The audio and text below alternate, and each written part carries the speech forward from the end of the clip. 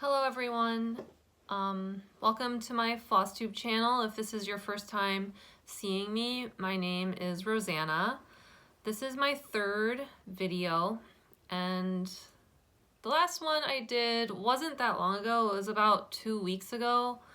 So I don't think this video is going to be particularly long, but I did have a few exciting updates to share. And it was my birthday this past week, so I did a brand new start on a cross-stitching project in celebration of my birthday.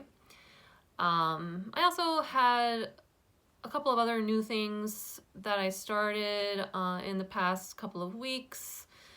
I also got started on making those project bags that I had mentioned in my second video, and I'm really proud of them and excited about them, so I'm not going to spend a huge amount of time on them because I know that most people are interested in cross-stitching, not project bags, but I can't resist the temptation to show them off a little bit. So once again, welcome. I will start off by just showing my cross-stitching calendar notebook thing that I started at the beginning of this month, just so you can see all the activity that's been going on. So all of these things that I have written down are stitching related, and I also have been having some fun putting in some stickers. This is a T-Rex and he's cold, just like me. I live in upstate New York, and it's been like between 10 and 15 degrees all week long. And yeah, I found these really cute donut stickers, so I decided to do a donut of the month every month, and this month it is strawberry frosting and sprinkles. So you can see just all of the exciting activity that has been happening. I've been keeping track of what projects I've been stitching on what days. I think it'll be kind of an interesting log to look back on, maybe at the end of the year, just to see what I was up to. So it's chock full of stitching things. So that's been a lot of fun. But I'll just get started by talking about the new start I did for my birthday. A couple of weeks ago, I found a bunch of these World of Cross-Stitching magazines when I was out thrifting. I found about a dozen of them. And I was not familiar with this magazine prior to finding these issues. So I looked through all of them, and the style is a little bit different than most of my other projects. They are really modern and really, really colorful. And I don't, like, a lot of them are really beautiful, but it's just not really a style that I have explored. However, there were a couple of patterns that really stood out to me in these magazines, and I decided to kit up one of them in celebration of my birthday and have that be a new start here at the end of January. And let me see. So it is, let me find it really quick. So I have it in one of my my new project bags that I made. More on project bags later, but so this pattern is from issue 335 of August 2023 of the World of Cross-Stitching. And here it is. It's called State Fair.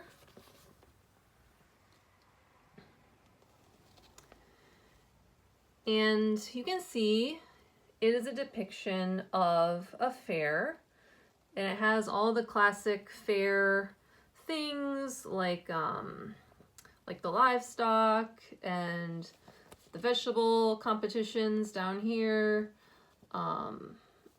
rides, carnival things, cotton candy, etc., etc. You can see it is extremely colorful,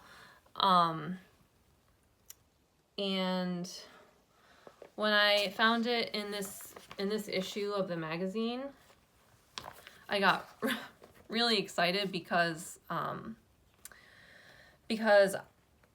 I love fairs. Well, in particular, I love the Bloomsburg Fair, which is in central Pennsylvania where I grew up.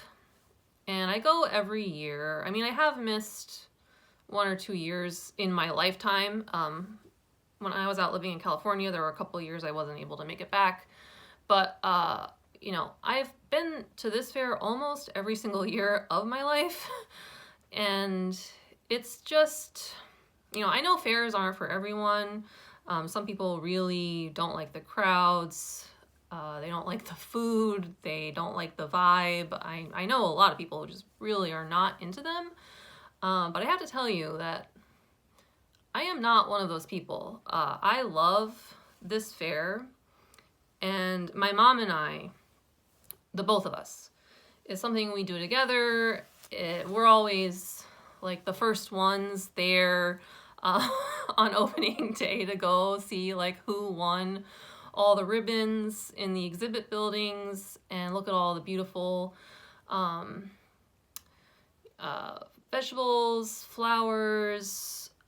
There's also obviously a lot of needlepoint things, quilts, cross stitches, so many beautiful things to look at. And my mom and I, we're just diehard fair people. There was one year where she and I actually worked at the fair. The two of us together, pretty much on our own, we ran an iced tea stand for a charitable effort, and like we had to be there like basically sun up to sundown every day, and the fair goes for like 8 days. And this, I believe this was back in 2012. I don't know if I mentioned that already, but I'm gonna try to put a picture in the video of me circa 2012. That's me in the red dress there, my little red prairie dress and my straw hat. And this was the year that my mother and I worked at the fair.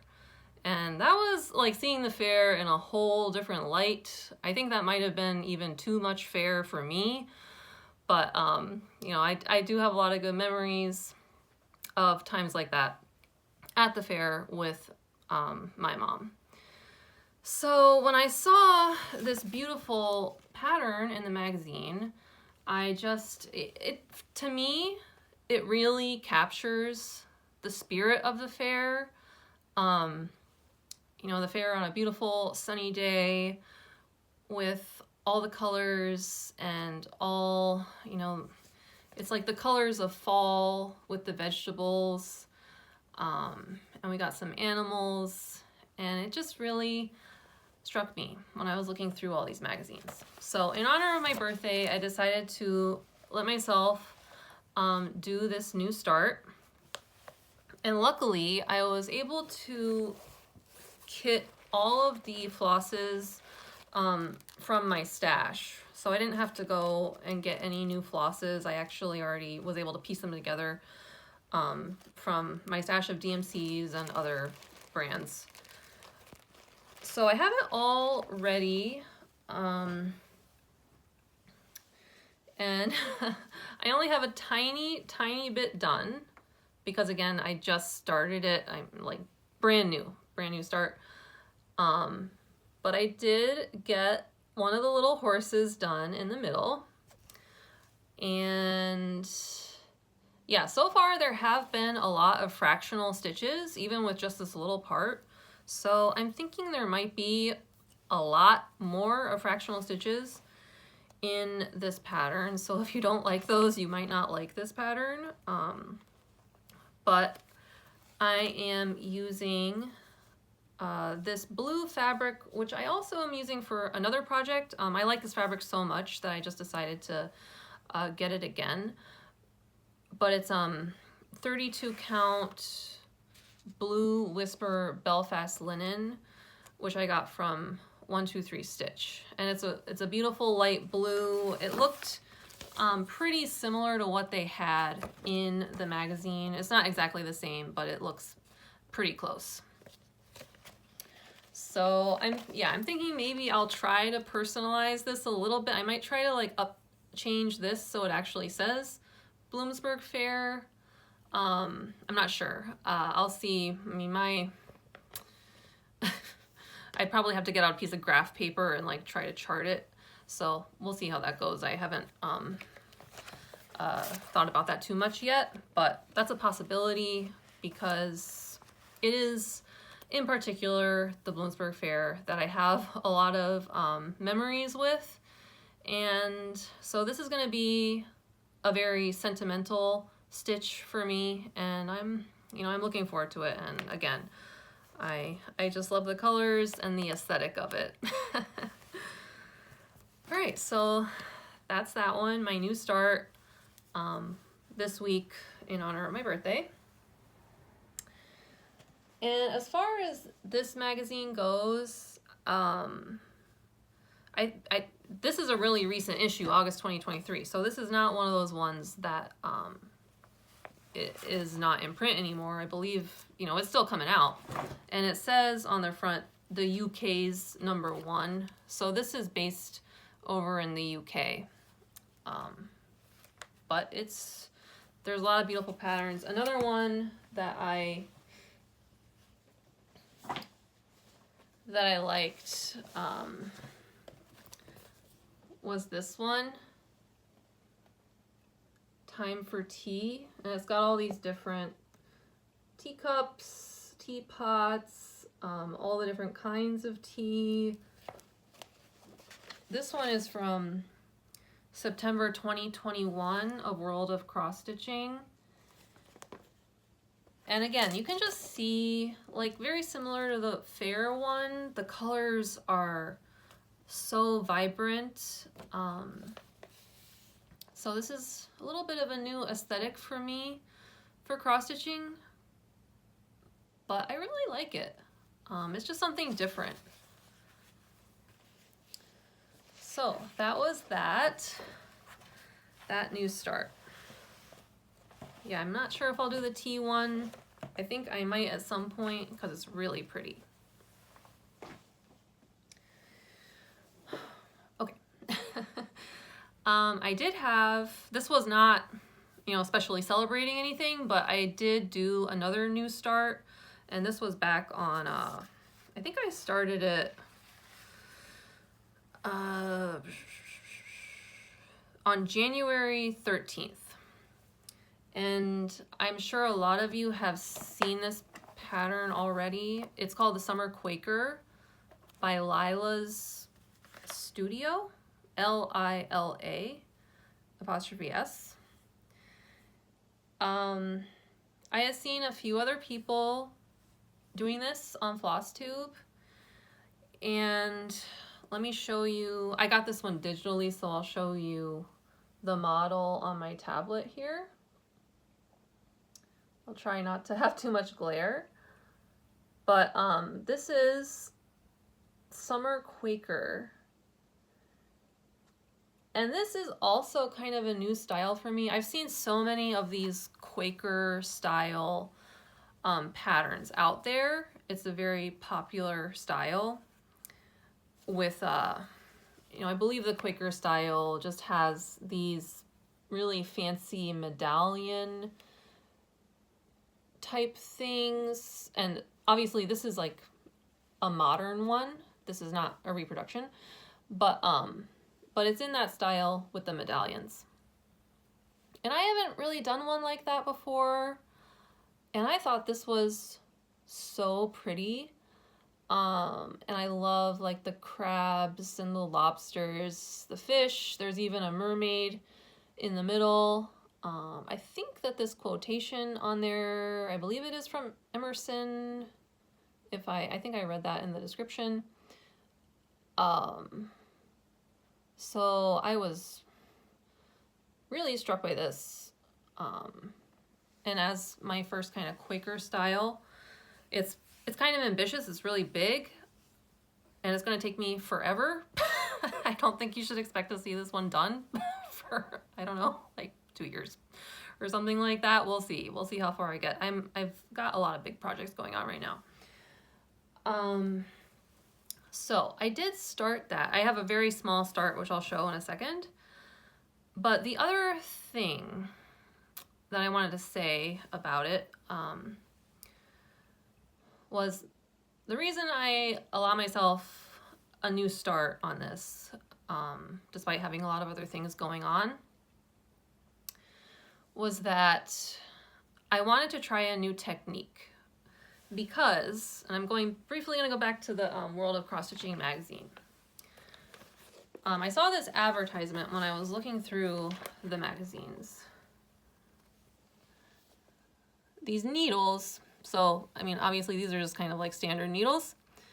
And then I saw this here, where the eye is in the center. And I had never heard of that. This was brand new to me, and I just saw it like in an advertisement here. This idea of a needle, an eye in the center of your needle. And so I was really curious about it. I had heard of people doing two-handed stitching, but I hadn't really heard of the center eye in the double-pointed needles. So I decided that I was going to give it a shot. And I ordered the center-eyed double-pointed needles. And I don't know if you're going to be able to really see, but it is in the center there with 2 points. And in order to do this two-handed stitching, you also need, well, at least the only way I could figure out how to do it was also to have like a lap stand. I got like a cheap lap stand to try it out. I know people also have floor stands because you need to have both hands free to do two-handed stitching. So this was back a few weeks ago when I had first seen this in the magazine. I decided I was going to try the needles and I was going to get an inexpensive lap stand. So all of those things showed up in the mail. I guess January 12th, 13th, something like that, because I started the Summer Quaker on the 13th. And it was my first time trying the two-handed stitching. So here is what I have so far. As you can see, it's like a really small start. I did not get far with it. This was one night stitching and getting used to the double-handed technique with the center eye needle. And the reason I was so intrigued by this center eye in the needle is because anything that might make stitching like faster is very intriguing to me, obviously. And if you think about it, when you have a center eye, you don't have to like twist the needle around. You just go down, up, down, up, down, up, down, up. So your strands of thread don't get twisted. You don't have to do that extra motion with your wrist. It's a little bit more efficient, just in terms of body movement and you know, how you're manipulating your thread.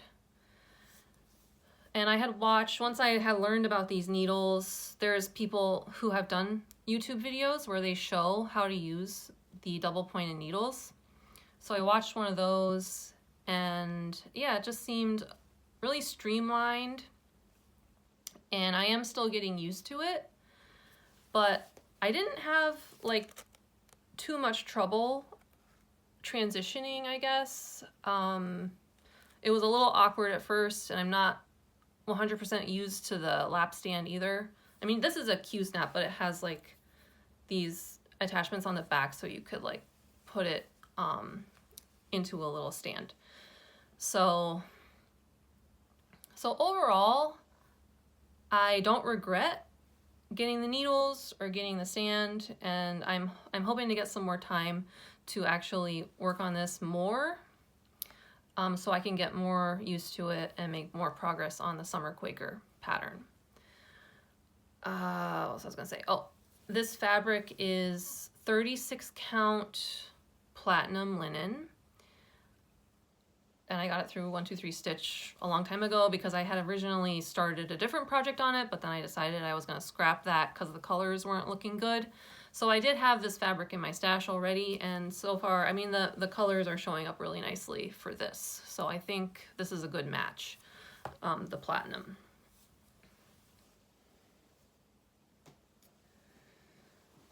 Okay, so I think that's all I had to say about that new start. If you haven't ever tried the double pointed needles, I think it's worth a shot.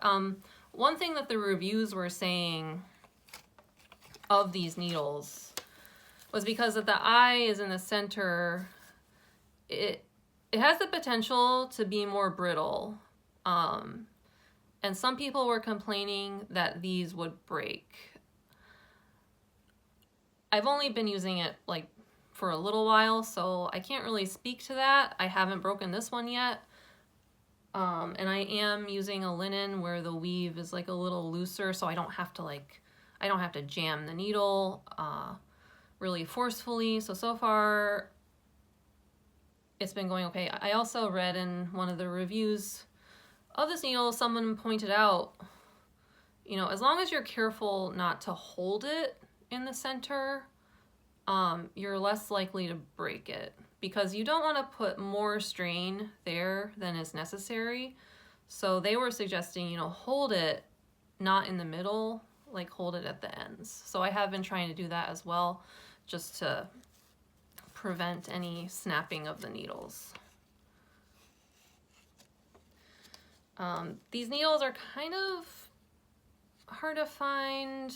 I mean, you can get them on Amazon, but I think these came from England or something. I mean, they weren't expensive, but they took a little bit to get here, and I don't think you're gonna find these like at Joann's Fabrics or things like that. I could be wrong, but I did look at Joann's website and Michael's, and you know, I think they're a little bit too unusual to be carried just as regular stock in your local stores, but again, it's worth checking out. I just got mine online. All right. So if you wanted to know what issue this was, just in case, it is The World of Cross Stitching, issue 334, July 2023.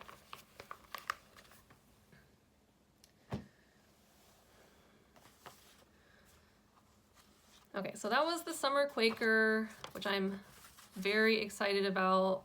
I know it's gonna take me a long time, but I'm also thinking I might work on it more at this time of year, because it's a nice little escapism, because I live in the tundra of upstate New York, where I'm looking out at just gloom and snow right now, and it's kind of nice to just work on a summer style cross stitch.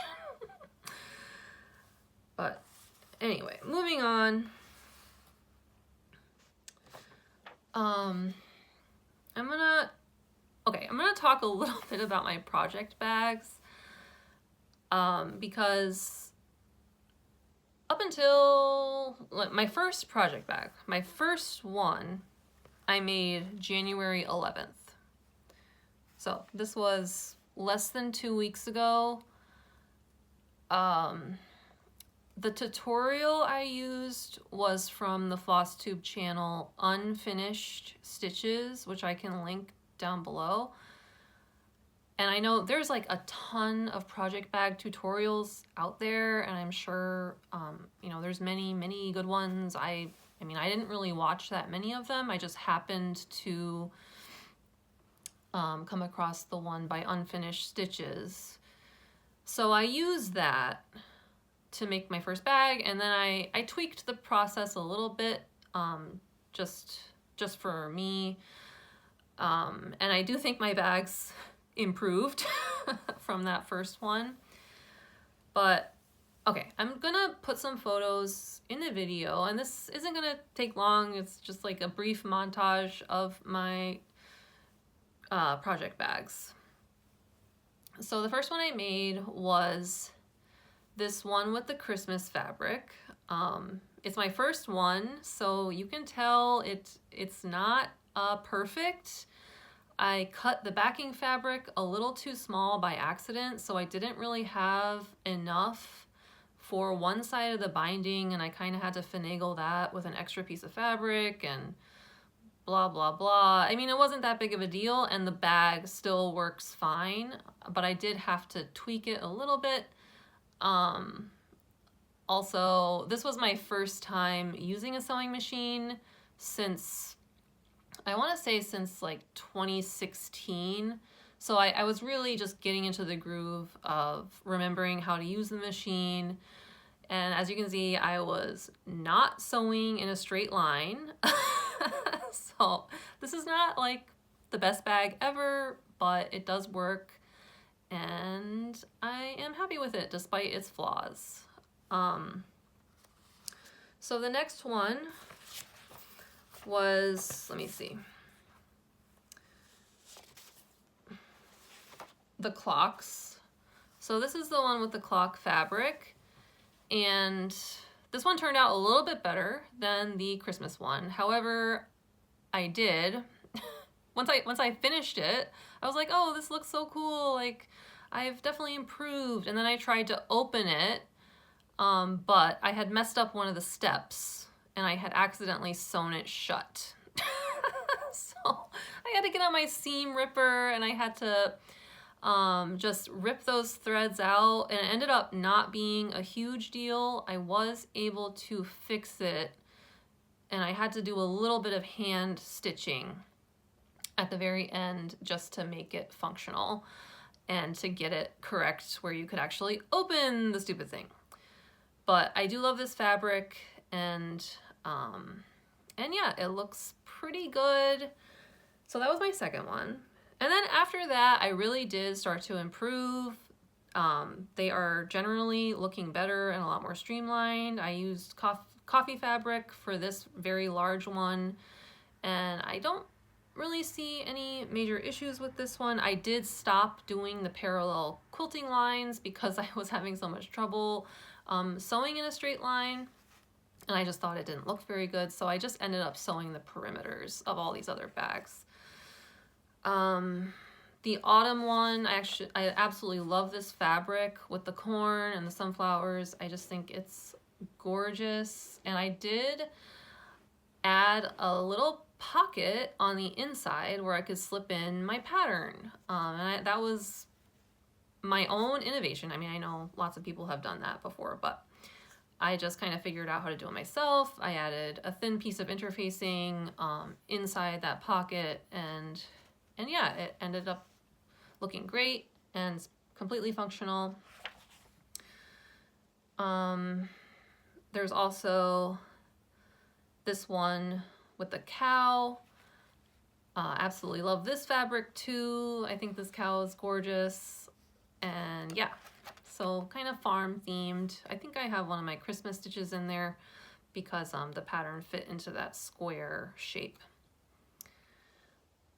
And then I realized I missed one. This one, you can see it actually has a cross stitch inside. And this pattern was Paula Vaughn Cameo of the Past. I did not stitch this. I actually found this finished cross stitch at a flea market. I think it was last summer, and it had a little bit of staining on the Ada, not on the design itself, but just on kind of the blank areas of the Ada, there was a little bit of staining.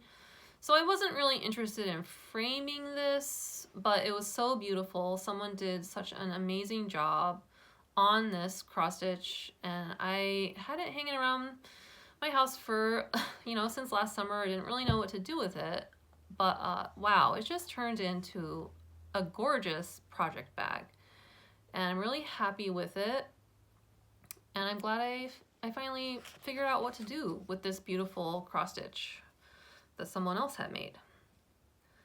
Then this last one is just this petite Christmas fabric one. I put a little polar bear keychain on there.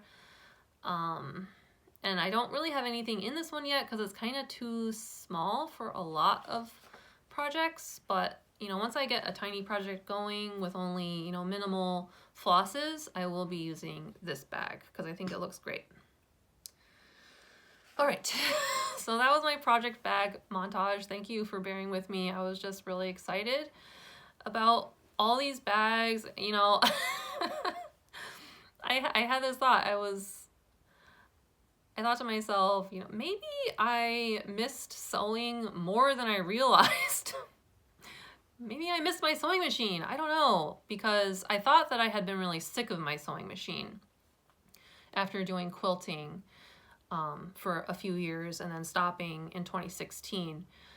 And I hadn't really used my sewing machine since then, but I started making these bags and it was like, I just couldn't stop. So I guess, you know, maybe I do need to get back into sewing a little bit. But yeah, these bags, I'm really happy with them. And I'm sure I'm gonna make a lot more as I get new projects started, etc. Yeah, I think I've also just had a little bit of extra time on my hands. I had a pretty bad sinus infection for like over a week this month, so I was kind of out of commission, but I was still, I was homebound, but I was still working on a lot of these cross-stitching things, and I was able to make a lot of progress on the bags. It's also just been freezing up here, like nobody wants to go outside. Again, this is upstate New York. Yeah, like the most exciting thing to happen up here recently, I guess, was probably the Chiefs-Bills game last night, which, like, I'm not a football fan, but even I knew about this game, playoff game. The Buffalo Bills were in it. For me, though, I was like asking my husband earlier this week, I was like, do you think Taylor Swift is gonna come to the Bills game in Buffalo? Like, is Taylor gonna show up? So that's kind of what the buzz was around here in upstate New York for the past few days. And of course she did. She showed up, and I'm not a football fan, but I did turn on the game last night just so I could see if Taylor was there. And you know, I was delighted that she had made the trip. And then Travis Kelce, like, he made a touchdown, but then he like made the heart signal to Taylor up in the box, and I was just like, oh, I just swooned. So that's what it's been like up in upstate New York lately. I mean, we gotta get our thrills somewhere, I guess. And I never really considered myself much of a Swiftie up until, I guess, last year. And I'm not like very well versed in her music. I know some of it, but I did go to the Eras Tour movie when it came out in the middle of October. And in the first 15 minutes, I don't know what it was, but I got really emotional. I was in the theater, like quietly weeping during the opening sequence of the Eras Tour movie. And let's face it, I'm a very sentimental woman in my late 30s, and it does not take much to get me to cry. But I mean, that might have been the moment where I realized that I was kind of a Swiftie. And then at the beginning of January, my husband Andrew came back from a grocery shopping run, and he like gave me this 2024 calendar of Taylor Swift as a surprise. I was like, wow, I guess I am more of a Swiftie than I thought. But I was really happy to see her at the game last night. And the Bills did not win, which I know a lot of people in upstate New York are disappointed about that. But I guess, you know, you just never can tell with these things. And I guess I wish the other teams the best of luck moving forward. But all right, so that's enough about Taylor Swift. And then this last part is gonna be pretty quick. I'm just gonna like briefly, I did have some progress on some of the projects I had already going on. So let me just show, I've shown this in both of my other videos, so I'm not gonna spend much time on it, but I made a lot of progress on the Santas of Fable and Fantasy. Look, I finished the whole alphabet. Isn't that awesome? And then down here, there's gonna be numbers and stuff. So it's still, again, it's still got a ways to go, but I really just kind of dug in and knocked out this alphabet. I made it a goal to work on this at least 30 minutes a day. And you know, 30 minutes for cross stitching is not very much. I mean, I personally can't get a whole lot done in 30 minutes, but I did make it just a goal before I do anything else, before I work on any other project. I just got to do this for a half hour. And if I get really into the zone and I want to stick with it, then I can. But if I just want to work on it for a half hour, that's fine too. I would actually set a timer on my phone, so I would know when the 30 minutes was up. And it's been working out really well. And it's not because this is a chore. I actually really like working on this. It's a 28 count Lugana, so it's very easy to stitch and it's very easy to see the squares. So this is not like a hardship to work on this, but I am kind of anxious for it to be done because I think I am getting into the home stretch of it. And I had been getting really caught up with a lot of my other projects and I hadn't picked it up in several weeks. So I was like, I really just have to sit down and make sure I'm working on it consistently because I would really like to see it done. Once again, if you haven't seen my other videos, this is from the November-December 1991 issue of Cross Stitch and Country Crafts magazine. And it's called The Santas of Fable and Fantasy.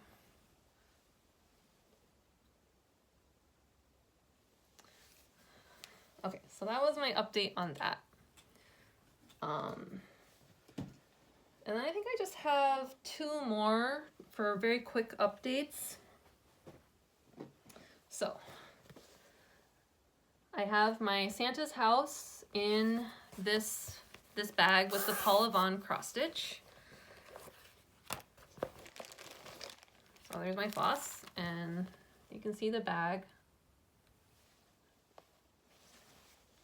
Very pretty. So once again, here is the model. Cottage Garden Samplings, Santa's House from the Fabulous House series. And I have made some progress on this. The house is coming together really well. I got more of this part done. I think next I'm gonna finish this roof here, and then I got the rest of the house and then all of the scenery and embellishments. But this has been so fun to stitch, and I love how it's looking. Fabric, once again, 32 count even weave, and it's called Splendid Blue by Fabric Flare. And I got that one through Stitchery Express, that fabric. Okay, so this next update, brief update, is Winter Sampler by Crocette a Gogo. So I did put this one in the Christmas bag with my crooked sewing. And I found this like really cute Christmas camel keychain. So once again, here's the model. And yeah, last time I just had like this little owl and a couple of little things up here done. So I have made progress on it. I mean, not a ton, but this is a slow stitch. There's a lot of elements. It's gonna take a long time. But I did this really cute snowman. I did a couple more trees, a little bit more of the border, and I started the word winter. And honestly, I love working on this one. It is the one that I've been more interested in taking out in the evenings.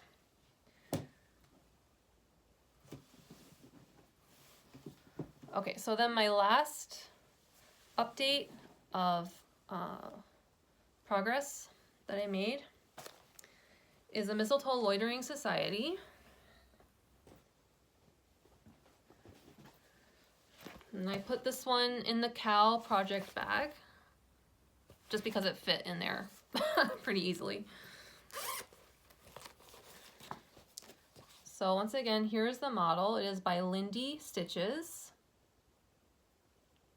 And last time I had the raccoon done, and I had the red outline of the box. So I did make some progress. I finished the fish. I finished this beautiful heart, and I started the penguin's hat.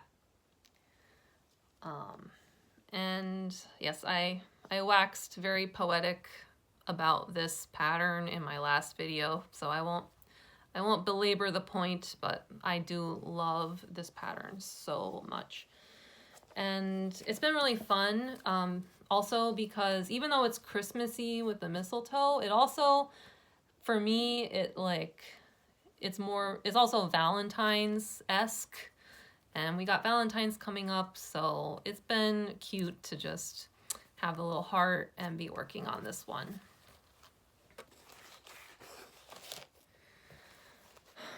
All right, so those were my progress updates. I did not make progress on the Moonlight Sampler. I really like that one, but I just haven't gotten a chance with all this other stuff going on. But I did get it into a project bag, and I put all the floss on rings so that it's very organized. And yeah, that's the Moonlight Sampler by the Blue Flower, which I talked about in both of my previous videos.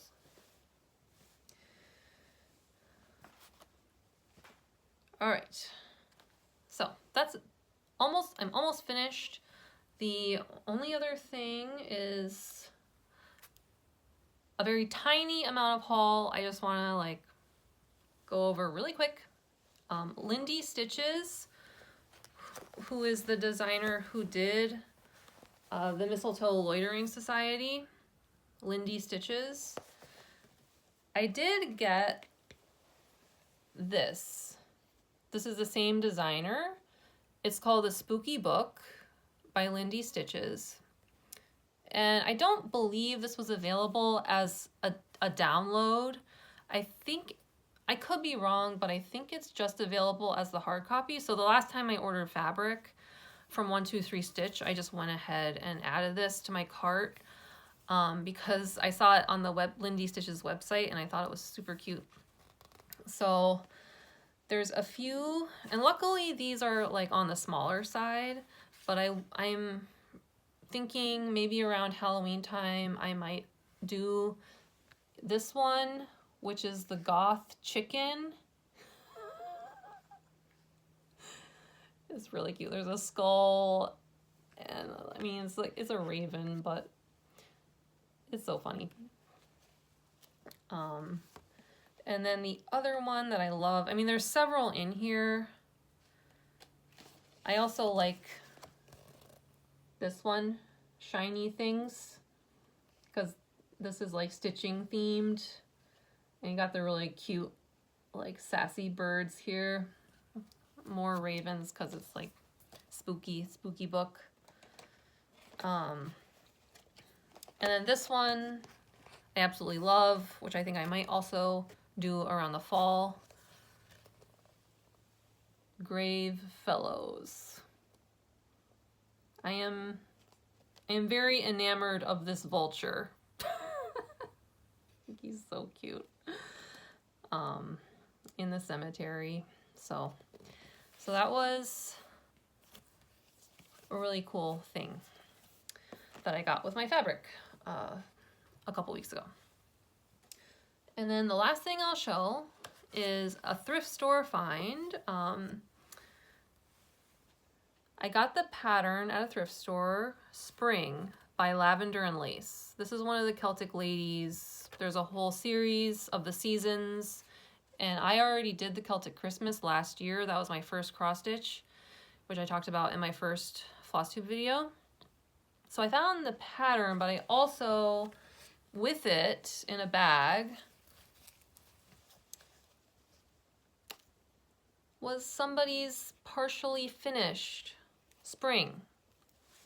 Sorry, did I say that this was Spring already? It's Lavender and Lace Celtic Spring. So yeah, somebody had this beautiful start on Spring on this white, looks like a cream Ada. It looks like it's probably an 18 count. And they started a little bit of the beading, and they have the metallic threads, and gosh, they did a lovely job with it. And I don't know why they stopped, what happened, but I did find this at a thrift store. So I'm thinking someday I am going to finish this. I wasn't really planning to do another Celtic lady after doing the Celtic Christmas, but I hate to just see this thing like never get done.